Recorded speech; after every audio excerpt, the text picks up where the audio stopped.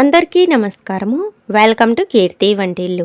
ఈరోజు మన వీడియోలో రవ్వ లడ్డూలు ఎన్ని రోజులైనా కూడా గట్టిపడకుండా జ్యూసీగా మెత్తగా ఉండాలి అంటే ఎలా తయారు చేసుకోవాలో చేసి చూపిస్తాను. వీడియో ఎక్కడా కూడా స్కిప్ చేయకుండా పూర్తిగా చూడండి. రవ్వ లడ్డూలు తయారు చేసుకోవడం కోసము ముందుగా స్టవ్ ఆన్ చేసుకొని మందపాటి కడాయిని పెట్టుకోవాలి. 2 టేబుల్ స్పూన్లు నెయ్యి వేసుకోవాలి. నెయ్యి కాస్త వేడి అయిన తర్వాత కొన్ని జీడిపప్పులు, కొన్ని ఎండు ద్రాక్ష వేసుకోవాలి. వీటిని కలుపుకుంటూ సన్నటి మంట పైన ఫ్రై చేసుకోవాలి. ఇవి కాస్త లైట్ గోల్డెన్ కలర్ వచ్చిన వెంటనే ఒక గిన్నెలోనికి తీసుకొని పక్కకు పెట్టుకోండి. తరువాత అదే కడాయిలో ఉన్న నెయ్యిలోనికి 1 కప్పు బొంబాయి రవ్వ అంటే సూజీ రవ్వ, తెల్లటి ఉప్మా రవ్వ అంటాం కదా, ఆ రవ్వని వేసుకోవాలి. రవ్వ బాగా సన్నగా ఉండేది తీసుకోండి. రవ్వ లావుగా ఉంది అనుకుంటే ఒకసారి మిక్సీ జార్లో వేసుకొని మెత్తగా మిక్సీ పట్టుకొని ఆ తర్వాత ఇలా నెయ్యిలో వేసుకొని ఫ్రై చేసుకోండి. సన్నటి మంట పైన కలుపుకుంటూ రవ్వని కూడా పచ్చివాసన లేకుండా మంచి సువాసన వచ్చేంత వరకు ఫ్రై చేసుకోవాలి. రవ్వని ఇలా ఫ్రై చేసేప్పుడు ఈ రవ్వలో అరకప్పు వరకు ఎండు కొబ్బరి తురుము కూడా వేసుకొని ఫ్రై చేసుకోండి. ఇక్కడ నేనైతే కొబ్బరి తురుము అనేది వేయడం లేదు. రవ్వ ఫ్రై అవ్వడానికి 5 నుండి 7 నిమిషాలు టైం పడుతుంది. నిదానంగా మంచిగా ఫ్రై చేసుకోవాలి. రవ్వని ఈ విధంగా ఫ్రై చేసిన తర్వాత ఈ రవ్వలోనికి 3/4 కప్పు చక్కెర వేసుకొని కలుపుకోవాలి. 1 కప్పు రవ్వకి 3/4 కప్పు చక్కెర తీసుకుంటే స్వీట్ కరెక్ట్గా సరిపోతుంది. చక్కెర వేసిన తర్వాత సన్నటి మంట పైన 2 నిమిషాల పాటు ఇలా కలుపుతూ ఉంటే ఆ చక్కెర అనేది కరిగి రవ్వ కాస్త తడిగా అయినట్టుగా అనిపిస్తుంది. ఎందుకంటే చక్కెర కరుగుతూ ఉంటుంది కాబట్టి.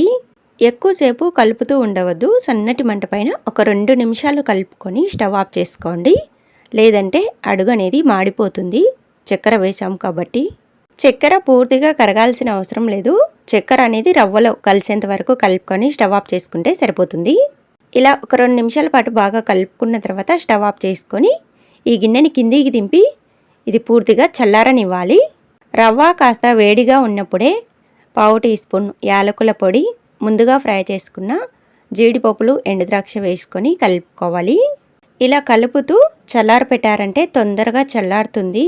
అలాగే ఇది పూర్తిగా చల్లారిన తర్వాత మళ్ళీ పొడి పొడిగా అవుతుంది. ఇలా బాగా కలుపుకుంటూ చల్లారి పెట్టుకోండి. ఇలా పొడి పొడిగా వస్తుంది. ఇలా వచ్చిన తర్వాత ఇందులో చిన్న టీ గ్లాసు గోరువెచ్చని పాలు వేసుకొని కలుపుకోవాలి. రవ్వని కలుపుకుంటూ పాలు అనేది వేసుకోవాలి. మనం పాలు వేసినప్పుడు రవ్వలో ఉన్న చక్కెర అనేది కరుగుతుంది కాబట్టి పాలు ఎక్కువగా పట్టవు. ఇక్కడ పాలు వేసుకున్నప్పుడు జాగ్రత్తగా చూసుకొని కొద్దిగా పాలు వేసుకుంటూ కలుపుకోవాలి. ఇలా తగినంత పాలు వేసుకొని రవ్వని కొంచెం గట్టిగా ఉండేలా కలుపుకోవాలి. మనం లడ్డూలు చేసుకోనికి వీలుగా ఉండేలా కలుపుకోండి, మరి పల్చగా కలుపుకోవద్దు. రవ్వని ఈ విధంగా కలిపిన తర్వాత దీనిపైన మూత పెట్టుకొని ఒక 10 నిమిషాలు పక్కకు పెట్టుకోండి. 10 నిమిషాల తర్వాత మూత తీసుకొని రవ్వని మళ్ళీ ఒకసారి బాగా కలుపుకోవాలి.